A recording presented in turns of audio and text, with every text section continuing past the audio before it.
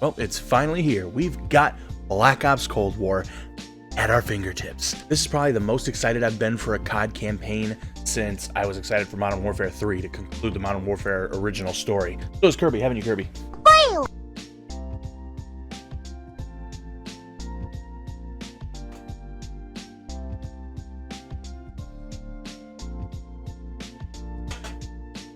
I played the campaign on stream, played the full thing all at once. That was a mistake. Took me about 5 hours to complete it. I'll be playing it again because there's multiple endings. Let's not get into that right now. This is just the intro. Let's start the video. Something big is gonna happen that could shift the balance of the Cold War. It's time we took a peek behind the Iron Curtain. I hope you brought an army. I brought enough. I know you won't fail.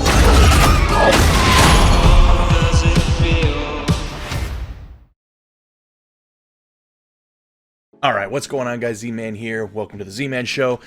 Today, we are talking about Black Ops Cold War campaign.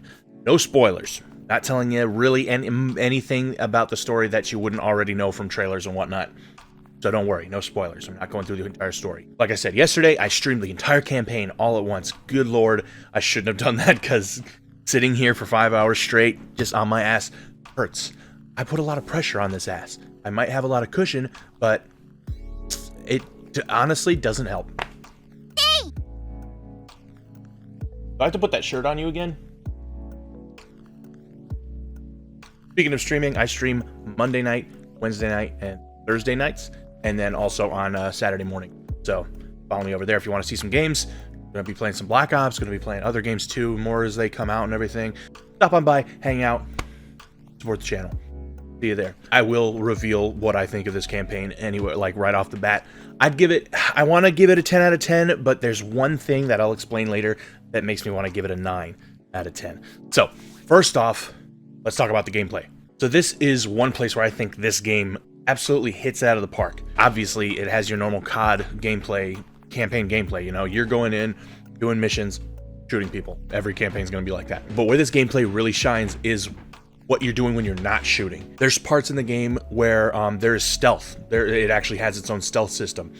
I've seen a few games with a system that's very similar to this. Far Cry. I think Far Cry would be a good way to explain stealth in this game. You know, where in Far Cry you would when you're being detected by somebody, it fills up that line until boom, boom, it beeps and it kind of vibrates, and that means they detected you. Same kind of thing here, but it just fills up this little bar that goes up and everything. It's basically the same thing. Not only that, you know, you have your stealth. Hiding behind objects helps it. Hiding in the darkness helps it. Say you've got to go through a locked door to get to a certain objective, be it the main objective or an optional objective. You might have a bunch of guys around that you can kill if you want to. You don't really have to be stealthy through the whole thing. There are certain places where you have to be stealthy or the game's over, but for the most part, stealth is basically an option. So let's say you do want to be stealthy. There's parts where you have to get through a door to get to an objective and it's locked. And that doesn't mean, oh, well, it's locked, I need to find a different way. You have lock picks. It's not something like, oh shit, you can pick locks, but it's something cool that they added. You know, it adds a little bit of it adds some intensity, and it adds you know, just an extra little bit of gameplay that mixes it up. It just mixes up the gameplay. That's something that really helps gameplay in a very basic style campaign, like a shooter campaign. And you have hit markers. That's nice. I love having hit markers in the campaign. Back in the day, you didn't have that. Yeah, you need those. It's so nice, so nice. But honestly, I can't find one gameplay flaw in the campaign at all. I'm racking my brain right now just thinking. I cannot think of one thing that I disliked about the gameplay. The guns work a lot better in the campaign than they do in the multiplayer. I'll say that right now. I'll be making a whole separate video about the multiplayer and how well, I might wait. They're probably going to update some stuff, but honestly, in my opinion, I think the multiplayer is trash. Leave it at that. We're talking about campaign. Let's move on to the story. Again, no spoilers, no big spoilers. I'm not going to talk about anything that you haven't seen in the trailer, except for one thing. And it's not really a spoiler, it's just something that I found incredible and I'm really excited about. The basic story is you're looking for this guy called Perseus. I was expecting it to be a Mason story again, but it's not. It's actually about this new character named Bell. But then you get to name him. You know, basically you customize this character, but you never see him. I don't think. I'm pretty sure I never saw him. But you get to choose his first and last name, but his nickname is Bell, so you know they can still call you by a name. Then you choose his background. You choose his skin color for some reason, even though you never see him. You have traits. They just describe how the guy is, but they're actually perks. You have perks in the campaign. That should have been talked about in the gameplay, but I forgot about it. But you choose that when you make this character. This group is formed to find Perseus, basically, and you know that's the game. You as Bell go with this group, join this group of people: Mason, Woods, Hudson, Adler. You're going around trying to track down Perseus and stop whatever he's trying to do. So the one thing that I was saying isn't a spoiler, but it's something really cool. This is Black Ops, right? This is a direct sequel to Black Ops 1.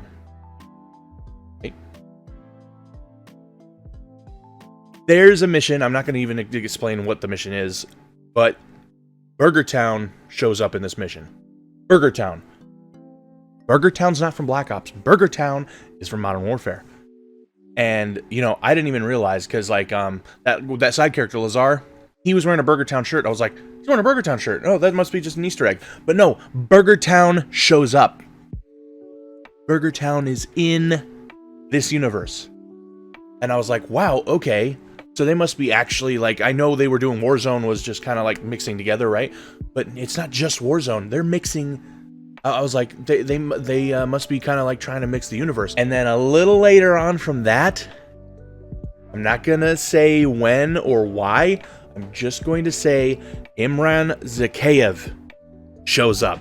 He is in the story. Imran Zakhaev, the bad guy from the first Modern Warfare game, Call of Duty 4. Imran fucking Zakhaev in this campaign. I was so excited to see that. This is, like, I don't want to say it's unprecedented, because one, I don't think it is unprecedented, and two, that made me sound like a huge dork. But it is so awesome, and I would have never thought of them to mush those universes together. And I'm like really excited to see where they're gonna pull that.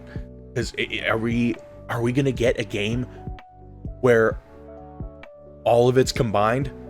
Like, are we gonna get a modern Blackfare or Call of Duty Black Warfare, modern Black Ops? I don't know. I think that'd be really cool. See Captain Price meet Woods. That would be badass. Just all the stuff that you could do with those universes mushed together would be incredible. Now, for the reason that I'm giving this game a 9 out of 10. Now, the campaign, I'm giving the campaign a 9 out of 10 instead of a 10 out of 10. Trying not to go into any spoilers. There is a twist at the end of the game. Towards the end of, well, no, it is. It's like, it's pretty close to the end of the game, where there's a twist, right? And it makes sense. It's not that it's like out of nowhere, I guess, but I really think they could have done better at hinting toward this twist. You know, it's kind of like a Sixth Sense kind of twist. Well, no, it should have been like a Sixth Sense kind of twist, where you can, you know, in Sixth Sense, like, oh, I see dead people and everything, and then you get to the end of the movie, and it turns out Bruce Willis is dead. And then you can go back and watch the movie again and be like, I can't believe I missed that, you know? It's like, look at that. Obviously that's what's happening. I think they could have done a way better job of doing that kind of thing, basically. Now, it's not literally like the Sixth Sense that I think it would be, but I'm just saying in that general story plot, it could be like that. Because that twist was like, there was nothing really leading up to it, honestly. I don't feel like it led up to it that well. I guess it kind of did, but it kind of ties into the rest of the game. But it's like, well, I didn't really see that, so it's like, I don't know. I feel like if I'm gonna go through the game again, and maybe there's stuff I missed. I know I mentioned that at the end of the gameplay. I was like, maybe there's stuff I missed. I'm gonna play it again anyway, just to see some of the different endings, and there's different choices you can make throughout the game. Play it more than once. The campaign would have been that much better. I mean, even Black Ops 1 did that. Maybe that's why they didn't do it so much, because Black Ops 1 did the same kind of thing. And that was pretty much really a Sixth Sense one.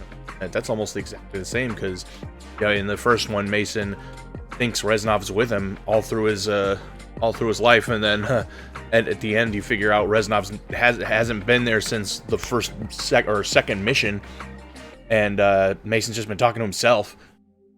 But there were like big hints throughout the game that you didn't even realize until they tell it to you. Then you play through the game again, and it's like, well, no wonder that guy turned around in the spider tunnel and said, "What the fuck's wrong with you?" I don't know, if you're gonna do that kind of story, I feel like that's kind of required. So if you haven't even tried the campaign yet and you're only playing multiplayer, I know people do that. I don't know how people do that.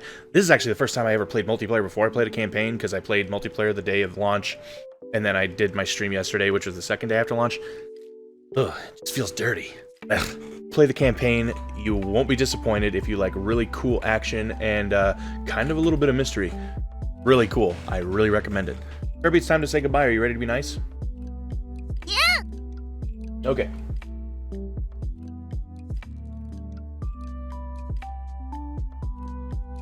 All right. It's the end of the show, Kirby. Say goodbye.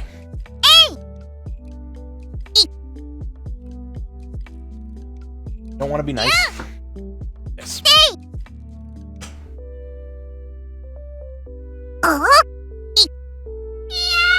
Oh, that feels a lot better, doesn't it? Alright, so anyway, thanks for watching, guys. Like and subscribe. Remember, Monday, Wednesday, Friday nights, streaming, Saturday mornings too. Hopefully see you there. Remember, Jesus loves you, and so do I. Z-Man out. Let's see if I can conjure up a fart here.